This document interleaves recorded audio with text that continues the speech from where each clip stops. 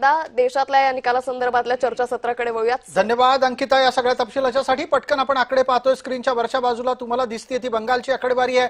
पश्चिम बंगालमधला हा अत्यंत महत्त्वाचा बदल आहे। ज्याच शब्दानं ममता बॅनर्जी गेल्या काही काळामध्ये चर्चेत होत्या त्यातला शब्द होता परिवर्तन।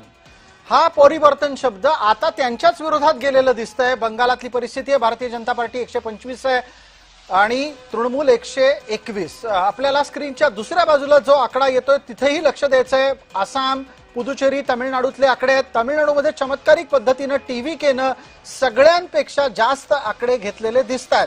अर्थात ही परिस्थिती त्रिशंकूकडे जाईल का हे लक्षात घ्यायला हवं।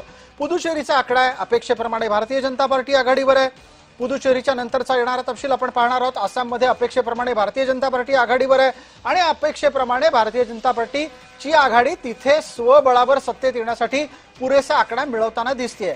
तामिळनाडू आहे, आसाम आहे, टीव्हीकेच्या संदर्भातला महत्त्वाचा बदल तिथे का झालाय याचं एकदा विश्लेषण पटकन जाणून घेऊ।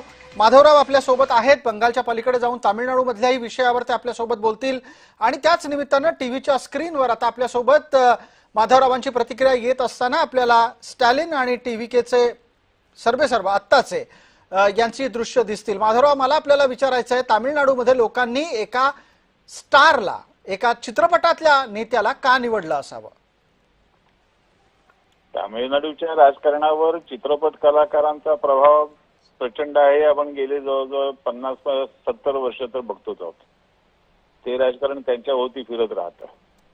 तामिळनाडूमध्ये विकासाचा मुद्दा फार मोठा बनला असं मला स्वतःला वाटत नाही, पण तामिळनाडूमध्ये खरा मुद्दा जो बनलेला आहे तो सांस्कृतिक राष्ट्रवादाचा आणि हिंदुत्वाचा मुद्दा त्या ठिकाणी मूळ धरतोय असा या परिवर्तनाचा अर्थ मानला पाहिजे।